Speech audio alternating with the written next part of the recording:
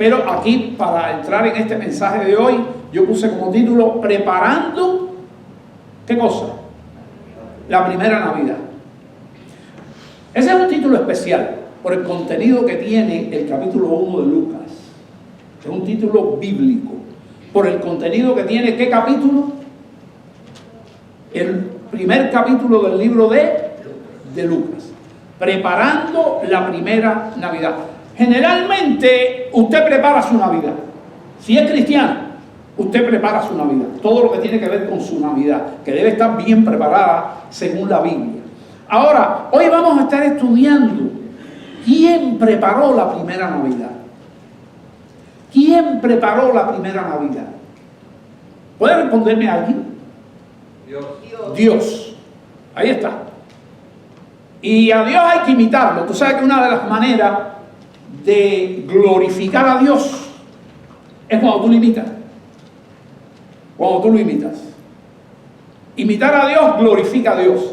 Nosotros debemos cada día parecernos más en el carácter de Dios. Jesucristo dijo, aprended de mí. Y ese fue Dios entre nosotros. Dios con nosotros. El Salvador, Dios con nosotros. Aprended de mí que soy manso y humilde de corazón. Y debemos imitarlo. Entonces, la primera Navidad la vamos a estar estudiando hoy. Para mí es un tema muy precioso. Yo quiero que usted abra la palabra de Dios en el Evangelio de Lucas, capítulo 1. Lo tenga ahí marcadito, póngale un papel, póngale algo, porque vamos a estar trabajando todo el tiempo ahí. Así que todo el mundo con Lucas 1, el primer capítulo del libro de Lucas. Ahora aquí en Lucas 1 vamos a estudiar la primera Navidad. Y cómo Dios comenzó a preparar esa Navidad. Yo quisiera que el hermano Saúl, que está preparado para eso ahí, me lea el texto este que tengo al lado, Isaías 9:6. Porque un niño nos es nacido, hijo nos es dado, y el principado sobre su hombro, y se llamará su nombre admirable, consejero, Dios fuerte, Padre eterno, príncipe. Miren, quédate de pie, Saúl, que te voy a mandar a verlo otra vez. Escucha bien. Ese es el profeta Isaías, alrededor de 700 años antes de Cristo. ¿Está viendo? Dando un aviso a través del profeta de que Cristo iba a venir. La semana pasada Josué predicó un mensaje que le tituló La Navidad es, no sé si usted se acuerda, si usted lo oyó, la Navidad es Dios cumpliendo sus promesas. Dios cumpliendo su palabra. Quiere decir que Dios da su palabra, da sus promesas, que son tremendas para nosotros, que son riquísimas, que nos encantan, que nos animan, que nos rectifican, que son lámpara a nuestro camino, luz a nuestro camino, y que nos alegran y a veces nos regañan y a veces nos hace llorar cuando nos arrepentimos de un pecado. Todas esas cosas hace la ley de Dios o las promesas de Dios. Y Él está anunciando aquí la principal de las promesas. 700 años antes. Y miles de años antes, cuando el hombre estaba en el Edén, que ya había fallado con Dios, allí mismo, cerquitica del fallo, Josué dijo también que habló en el capítulo 3 de Génesis, estábamos de Génesis, y ahí estaba Dios preparando la Navidad. Cuando en esa Navidad le dijo a la serpiente, le dijo al enemigo, la serpiente antigua, que la simiente, el que iba a salir de la mujer, le iba a herir ¿en qué lugar? ¿dónde?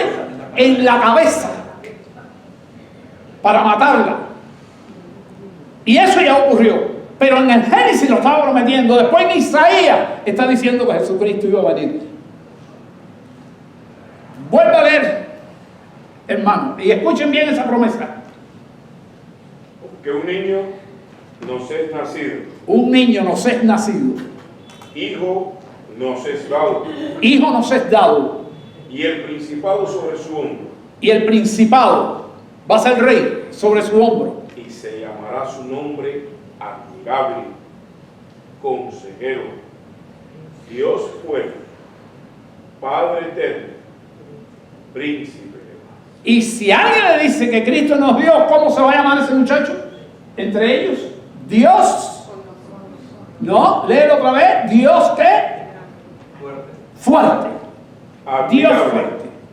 consejero, Dios fuerte, Padre eterno, príncipe de paz.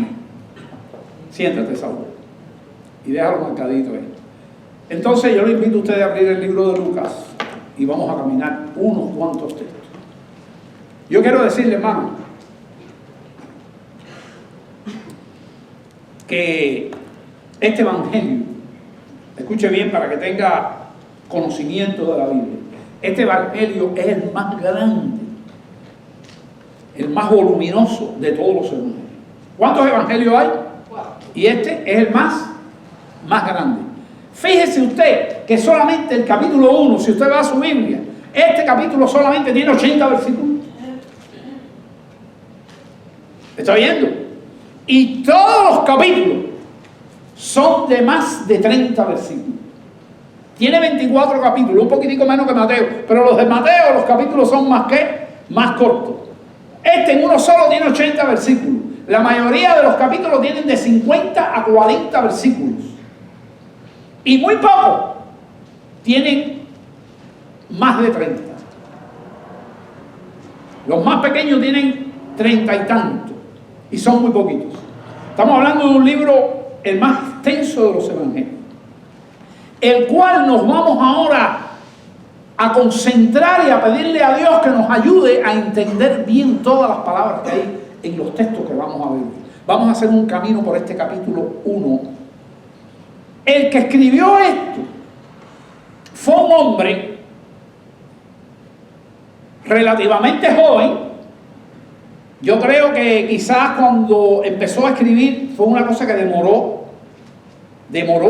hizo un trabajo científico con el libro de este evangelio que lleva su nombre, Lucas. Un hombre ocupado. Siempre, en todas las épocas, los médicos son gente muy ocupada. Este hombre era médico, Lucas. Le llamaban el médico amado, los discípulos, porque atendía a la gente con mucho cariño desde el punto de vista de la salud. Pero además era un intelectual y era un historiador por profesión. Y vamos a ver porque tenemos una pepita de oro en este evangelio, el más extenso. Y el capítulo 1, el tema del capítulo 1, solamente se trata en Lucas. No lo tiene ni Mateo, ni Marcos, ni Juan. Este capítulo hablando de Juan el Bautista, aquel que precedió al Señor para prepararle el camino a Dios. Eso fue lo que pasó con Juan el Bautista. Así que vamos a empezar la lectura de este libro. Oro aquí, Señor, te doy gracias y te pido que tú me ayudes a caminar por estos textos bíblicos y que los hermanos estén listos para disfrutar este momento en adoración a ti y a tu palabra, Señor. En el nombre de Jesús. Amén. Dice Lucas, el médico amado. Puesto que ya muchos han tratado, verso 1, ¿está conmigo? Puesto que ya muchos han tratado de poner en orden la historia de las cosas que entre nosotros han sido ciertísimas. Fíjate que yo no estoy seguro de que Lucas haya conocido a Jesús, pero sí conoció a Pablo, conoció a Pedro, conoció a Juan, conoció a Marcos. Y se relacionaba con todas estas personas, este médico. Así que las cosas que entre nosotros han sido, ¿qué dice? Ciertísimas, verdad, tal como nos las enseñaron. Fíjate que él es el investigador, Él entrevistó a casi todos los apóstoles, a casi todas las personas. Se cree también que entrevistó a María, la Virgen María, la Madre de Jesús, tal como nos enseñaron lo que desde el principio lo vieron con sus ojos. ¿Ok? Él hizo un trabajo científico, historiador, y fueron ministros de la palabra. Con toda esa gente, él escribió un tratado que no es de medicina, aunque sí cura. Este tratado cura y es una medicina espiritual para nosotros. Fíjense dónde nos vamos a meter. El más completo en ese sentido de información de los evangelios. Me ha parecido también a mí, después que mucha gente ha hablado y ha escrito, me ha parecido también a mí, después de haber investigado con diligencia, como hacen los historiadores, haber investigado con diligencia todas las cosas desde su origen, escribírtela por orden, oh excelentísimo Teófilo. Y este es un personaje tremendo. Es un personaje que no se puede saber quién es. No, la historia no lo recogió. No aparece en ningún lugar de la historia, pero existe. Y Lucas le dedicó el libro ¿a quién? A Teófilo. Lucas no tenía idea que su libro, Dios lo estaba preparando para que nos tuviéramos nosotros uno de los evangelios. Uno no, el más extenso de los evangelios con más datos. Ahí, preparando a este médico ocupado en esto. Así que, excelentísimo Teófilo, todo el mundo concuerda que este hombre tiene que ser un gentil, y un gentil que tenía un alto cargo en el gobierno romano, y era un hombre pudiente también de dinero.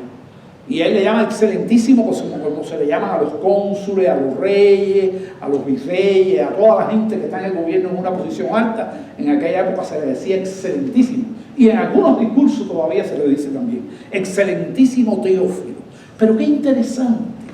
Miren lo que dice aquí, un texto que yo lo quise separar y lo tengo aquí para ustedes.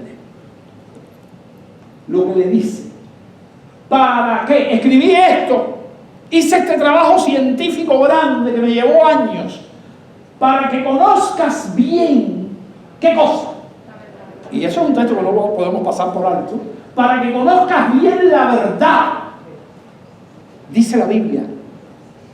¿Conocer qué cosa? La verdad. Dígalo conmigo, conocer la verdad. Conoceréis la verdad, dice Jesús, y la verdad os hará verdaderamente libres. Hay gente que se cree que son libres, no lo son. Y esta es la verdad. Esta es la verdad. Para que conozcáis bien la verdad de las cosas en las cuales, y subrayé esto como muy importante, ¿qué? Ya era un hombre instruido. ¿Quién lo instruyó? Bueno, yo en mi plano personal, porque yo no he visto eso escrito en ninguna parte, pero en mi plano personal sospecho que el mismo Lucas. Eran amigos. Y él sabía que estaba ¿qué cosa? ¿Qué cosa estaba Teófilo? Que ya estaba ¿qué? Instruido. Ha sido instruido.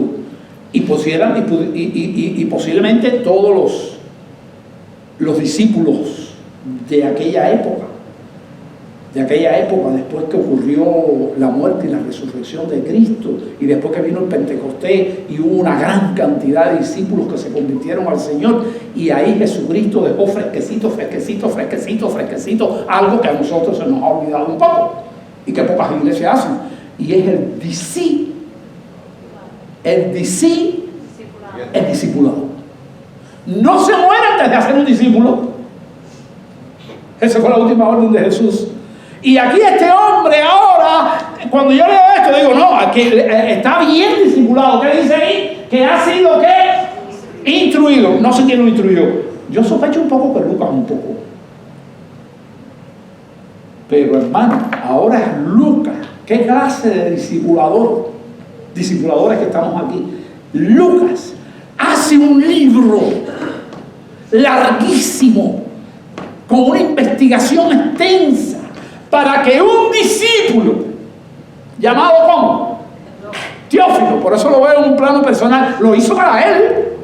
Este no tenía idea de que Dios iba a poner esto en el canon bíblico para nosotros, y que con todos los enemigos que ha tenido la iglesia, que ha tenido la iglesia, todavía lo tenemos aquí. ¿Dónde? En este 2023, Navidad 2023. Fíjense cómo la Biblia nos va enseñando, y esto nos debe animar a discipular. Pero yo digo, vaya, yo me quito el sombrero delante de Lucas, el hombre de poco tiempo, porque estuvo en los viajes misioneros de Pablo. También escribió, ¿qué libro escribió Lucas? El libro de los Hechos. Y allí estaba con Pablo. Para que conozcas bien la verdad de las cosas en las cuales has sido, ¿qué? Instruido.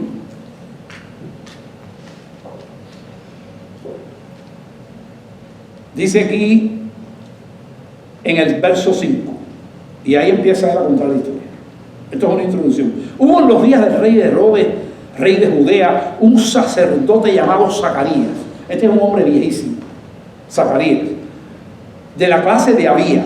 Los sacerdotes se dividían en diferentes clases, y su mujer era de las hijas de Aarón, también de la familia sacerdotal, Aarón, y se llamaba Elizabeth. Así que aquí tenemos un sacerdote que es, ¿cómo se llama? Zacarías y Elizabeth. Ambos eran justos delante de Dios y andaban irreprensibles en todos los mandamientos y ordenanzas del Señor, pero no tenían hijos. Y eso para las mujeres de aquella época y en todo el Antiguo Testamento y el Nuevo Testamento era terrible para una mujer, porque era lo más bochornoso, porque la gente decía que cuando una mujer no tenía hijos era porque era condenada por Dios. Y eso humillaba mucho a la mujer. No era verdad, pero eso era lo que pensaba todo el mundo de aquella época, era la cultura. Pero no tenían hijos porque Elizabeth era ¿cómo? Estéril. Y ambos eran ya de edad avanzada. Y aconteció que ejerciendo Zacarías el sacerdocio, estaba viejito y todavía estaba sirviendo al Señor. El sacerdocio delante de Dios según el orden de su clase, la clase de sacerdote que él era, conforme a la costumbre del sacerdocio, le tocó en suerte. Quiere decir, hermano, escucha lo que voy a explicar aquí. Quiere decir que se hacía como un sorteo, como un bombo, para ver a quién le iba a tocar trabajar en el sacerdocio los días que había que hacer eso. Y esa votación se hacía. Y habían sacerdotes, porque había muchos sacerdotes, que cuando se hacía esa votación nunca salían y pasaban toda su vida y no podían hacer lo que este hombre hizo. Y él, todo parece indicar que nunca lo nunca lo pudo haber hecho, y sin embargo ese día le tocó, por suerte. Si usted va al Salmo 16, el salmista escribe: tú sustentas mi suerte. A veces dice, no, que la suerte no existe, sí que existe, sí que no existe. Yo no sé si existe o no existe. La mía, yo espero que tú digas lo mismo. La mía la sustenta ¿quién? Cristo. El Señor, Dios, Cristo. Conforme, el verso 9, conforme a la costumbre del sacerdote, le tocó, era loco, viejito ya. Ya hasta un poco nervioso, me imagino allí. Él iba a quemar el incienso. Era una ofrenda de olor grato a Dios. Iba a quemar el incienso. Le tocó en suerte ofrecer el incienso entrando en el santuario del Señor. Allí no podía entrar cualquiera. Era el lugar donde nada más que podían entrar los sacerdotes cuando le tocaba y hacer el trabajo que iba a hacer. Y adelante estaba el lugar santísimo, pero este era el lugar santo, un lugar muy especial también, el santuario. Entrando en el santuario del Señor, y toda la multitud del pueblo estaba afuera orando a la hora del incienso. Esa era la ofrenda que le iba a hacer. Y dice el 11, y se le apareció un ángel. ¿Un ángel de quién? No lo oí. ¿Quién está preparando la Navidad? El Señor. Tomó a su ángel, puesto en pie a la derecha del altar del incienso. Imagínate, cuando el hombre vio al ángel allí, no tenemos ni idea de cómo era eso, no tenemos ni idea de cuál era la gloria que se veía en ese ángel, pero ¿qué dice la palabra que viene ahora en el 12? ¿Y qué? Y se turbó, tuvo miedo, se asombró de una manera tremenda. y les sobrecogió temor, dice al final del texto. Pero el ángel, como siempre habla Dios y hablan sus ángeles, esta es una palabra que Dios repite mucho, pero el ángel le dijo a Zacarías, no temas, porque tu oración ha sido oída y tu mujer Elizabeth te dará a luz un hijo y llamarás su nombre Juan, el que iba a prepararle el camino al Señor. ¿Cómo se llama este mensaje? Preparando la primera Navidad. Dígalo conmigo, preparando la primera Navidad. Nosotros tenemos que preparar las demás. Le llamarás a su nombre Juan. Bueno, imagínate que el hombre dice, ay, ahora qué clase de noticia, no buena noticia, pero wow. Y tendrás gozo. Qué lindo está eso. Vamos a repetir, yo lo tengo aquí. Vamos a repetir para no saltarlo. Pero el ángel le dijo aquí a Zacarías, no temas, porque tu oración ha sido ¿qué? Oída. Y tu mujer Elizabeth le darás a luz un hijo. Milagro. Y llamarás a su nombre, con nombre y todo. Y tendrás gozo y alegría, dice el 14. Y muchos se regocijarán de su nacimiento, porque será grande. Juan, está hablando de Juan, porque será grande delante de Dios. No beberá vino ni sidra, y será lleno del Espíritu Santo. Y esto lo clasificaba como un nazareo, que era una persona que Dios separaba para él, para el servicio para él. Eso se convirtió en Juan. Aún desde el vientre de su madre será lleno de ¿qué? Del Espíritu Santo. Y hará que muchos de los hijos de Israel se conviertan al Señor de ellos, e irá de delante de él con el espíritu y el poder de Elías. Si usted va a Malaquías 4, 5 y 6, Malaquías 4, 5 y 6, usted va a ver una profecía donde habla esto que está diciendo, donde decía, y va a volver a venir Elías. Bueno, este no era Elías, pero era ¿qué cosa? El espíritu de ¿quién? De Elías, el profeta más grande del Antiguo Testamento, y de los rebeldes. Y dice aquí que ese hombre con el espíritu de Elías, para hacer volver los corazones de los padres a los hijos. Eso es lo que vino a hacer, y eso es lo que hace Jesús. Hay padres e hijos enemistados de la misma manera que estas gente oraban para tener un hijo y ya lo tuvieron. ¿Dónde? ¿En qué edad? En la vejez. Nosotros tenemos que orar por aquellas gente que tienen rota su relación familiar o de amistad, hasta que Dios conteste la oración. Y te puede contestar cuando sea un viejito, pero te la conteste. Dios no retarda su promesa, como algunos la tienen por tardanza. Vuelvo a repetir el 17. Irá delante de él con el espíritu y el poder de Elías, para hacer volver los corazones de los padres a los hijos, y de los rebeldes, los que no quieren saber de Dios, los que son enemigos de Dios, y de los rebeldes a la prudencia de los justos, para preparar al Señor un pueblo bien dispuesto. Y nosotros tenemos esa misma función de Dios. Tenemos que ir por el mundo predicando el Evangelio a todas partes, en todos los lugares donde nos metamos. La semana pasada me fui a hacer la colonoscopía y la laparoscopía para el estómago, y allí hablé con una enfermera y después hablé con la otra. Y el médico se me escabulló. Y yo voy a tener otro contacto con ese médico que era perdón, es que he tenido tantos médicos. Eso fue cuando fui a hacerme la visita al cardiólogo. Y el cardiólogo se me escabulló.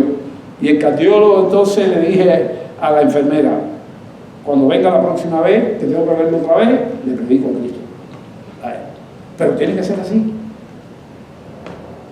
Y tenemos que impresionar a la gente con la palabra. Amén. Y mire, eso tenemos que hacerlo en cada momento, todo el tiempo, all the time. ¿Por qué? Porque vamos preparando el camino a la gente. Ahora yo llego ahí y digo, mire, yo soy un patólogo, soy médico igual que usted.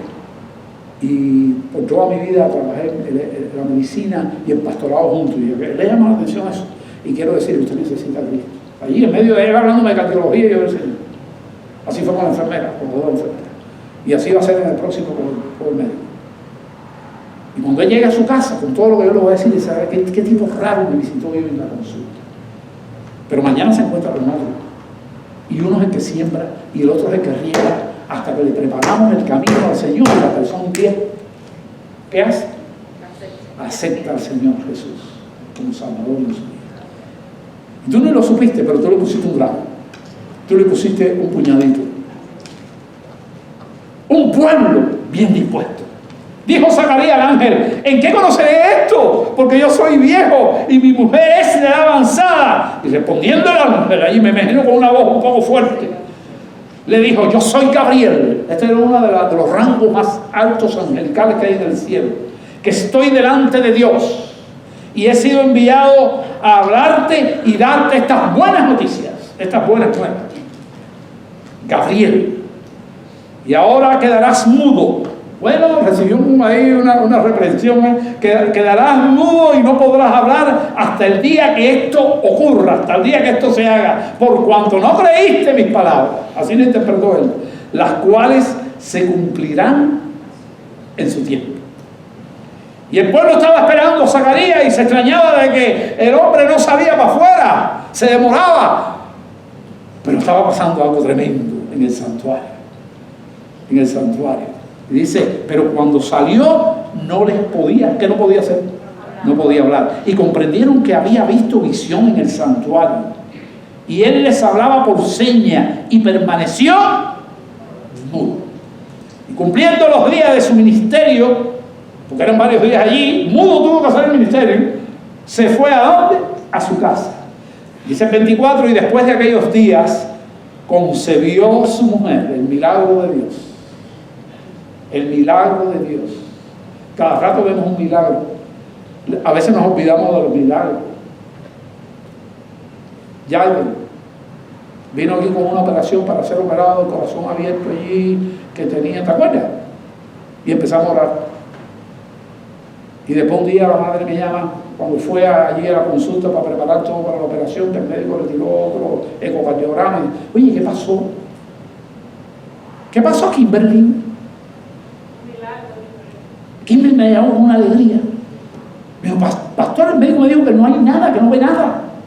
Y aquí en la iglesia sí, aleluya, aleluya. Pero pasan los milagros y no los vemos. Tenemos que ser cuidadosos con eso. Porque la mente enseguida, no, eso fue que el médico se equivocó, eso fue que cambiaron nuestros sonidos. No, y el milagro de Dios donde lo deja el creyente. Bueno, sí está ocurriendo. Después de aquellos días concibió su mujer. Y se recluyó en casa por 5 meses. Se encerró.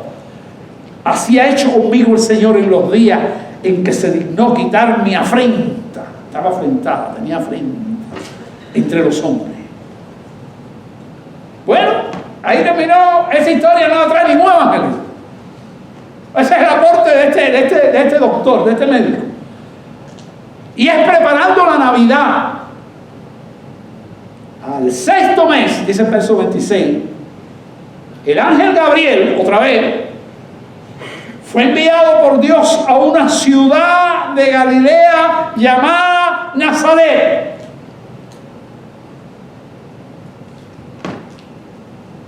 Un lugarcito allí, una ciudad pequeña en el mundo que tenía tan grandes ciudades. A mí me recuerda esto la historia de mi familia. Yo leo esto y me late el corazón.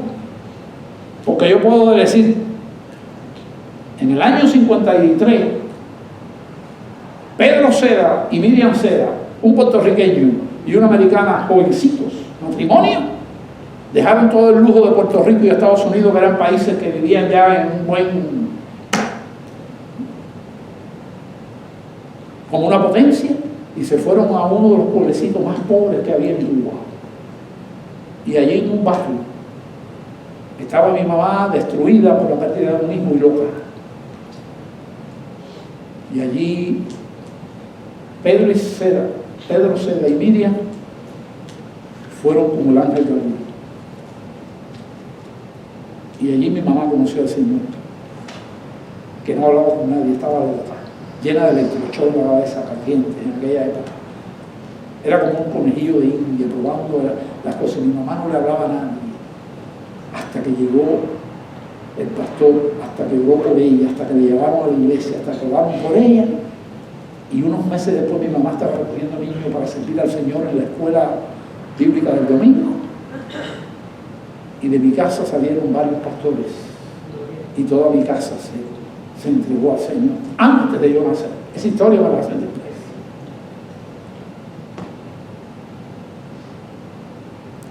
Así me recuerda. Dice que al 6º mes el ángel Gabriel fue enviado por Dios a una ciudad de Galilea llamada Nazaret, a una virgen desposada con un varón. Desposada es que estaba a punto de casarse. Era un noviazgo tan serio que era como si estuvieran casados, lo único que no tenían convivencia todavía. Pero en aquella cultura era una responsabilidad que no se podía echar atrás. A una virgen desposada con un varón que se llamaba José, de la casa de David. Jesucristo tenía que venir de la familia ¿de quién? De David. Y este hombre era así. Y el nombre de la virgen era María. Y entrando el ángel donde ella estaba, igual le pasó lo mismo. Lo que pasa es que María estaba en su casa y aquí el ángel entró. Allá el que entró fue Zacarías. Y el ángel apareció. Y estando el ángel delante de ella estaba, y le dijo: salve, muy favorecida, el Señor es contigo, bendita tú entre las mujeres. Mas ella, cuando oyó aquello y vio al ángel, lo mismo que a Zacarías, se turbó, la misma palabra, se turbó por su palabra y pensaba: qué salutación, qué tipo de saludo extraño que me estaba dando. Y entonces el ángel le dijo: María, no temas. Dio miedo en ella, porque has hallado gracia delante de Dios. Es la gracia, es el favor que María no merecía. Ese es el concepto de gracia.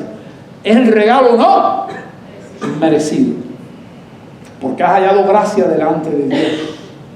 Y yo tengo aquí tan importantes estos textos, que los tengo aquí. ¿Y qué les digo? Y ahora concebirás en tu vientre y darás a luz un hijo, y llamarás a su nombre. Y le digo el nombre. Aquel era Juan, ¿y este quién es? Jesús. Ya venía con nombre. ¿Qué quiere decir Jesús? Salvador. ¿Qué quiere decir? Salvador. Repítalo conmigo. Jesús quiere decir Salvador. Tenemos al Señor Jesús y no conocemos bien su nombre.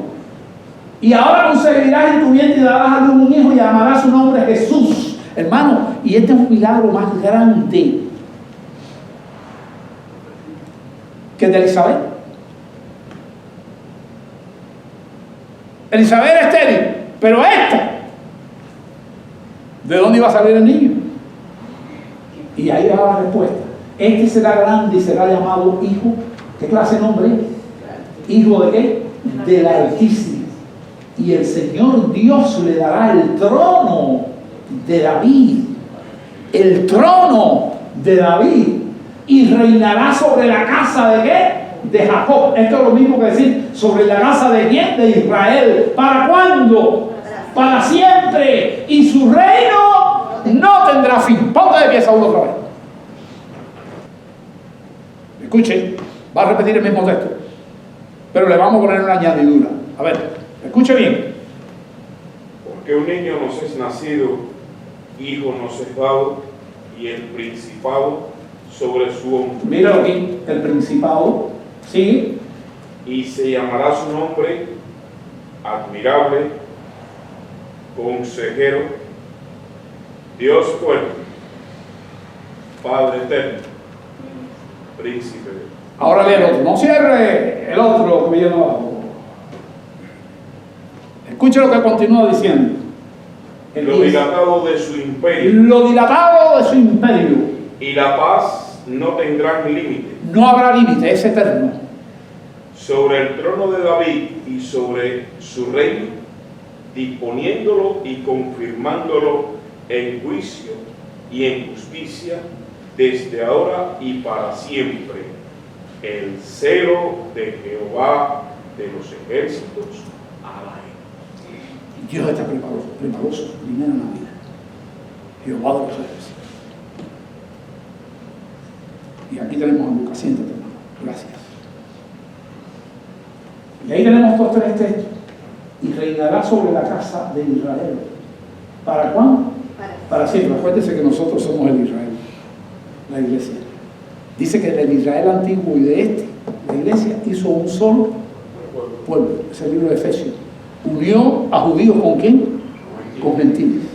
Los que nos predicaron, los que escribieron la mayoría de las cosas de la Biblia son judíos. Este era Lucas, un gentil, es una excepción. Pero el gentil también quiso Dios poner un gentil aquí como autor de la palabra de Dios. Lucas, el que hizo una investigación profunda y el único que nos habla de esto, de este capítulo, todo lo que hemos aprendido de él. Y él va a ser un reino que no tendrá fin. Entonces María dijo al ángel, wow, algo parecido. Lo que pasa es que el Señor tuvo más gracia con María. Algo parecido a lo que hizo Zacarías. ¿Cómo será esto? Pues no conozco varón. Y respondiendo el ángel le dijo, el Espíritu Santo vendrá sobre ti y el poder del Altísimo. Miren. ¿Hijo de quién? Del Altísimo. Y el poder del Altísimo te cubrirá con su sombra. Por lo cual también el santo, el que nacerá de ti, será llamado, con mayúscula, Hijo de Dios. Y he aquí, y ahora le está dando un anuncio porque acuérdese que Elizabeth no le había dicho nada a nadie. Ya Elizabeth tenía como 5 meses cuando esto está ocurriendo y ella se recogió en la casa por allá por el campo. Y he aquí tu pariente Elizabeth, ella también ha concebido hijo en su vejez. ¡Wow! Dijo, habrá dicho María. Y este es el 6º mes para ella. La que llamaban, ¿qué cosa? La estéril. Y yo quiero terminar con este texto. Para que usted lo ponga en su corazón. Para que crea lo que Dios hizo con el hijo de Kimberly. Porque nada hay imposible para Dios.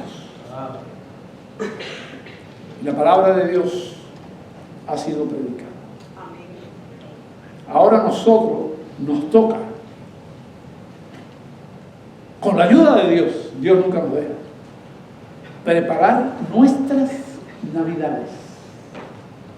Que no es Santa Claus, Santa. Ya la gente todos lo desvían. Nadie habla de Jesús en la Navidad, muy pocos. Ya la gente no pone el nacimiento. Y muchos de los que lo ponen no saben ni lo que están poniendo, porque no conocen estas historias. Pero nosotros sí. Vinimos al conocimiento de Dios. Y conociendo la verdad nos hará libres y verdaderamente libres. Atesore esto en su corazón. Y la semana que viene vamos a seguir estudiando la Navidad. Vamos a orar. Señor, aquí está tu palabra predicada.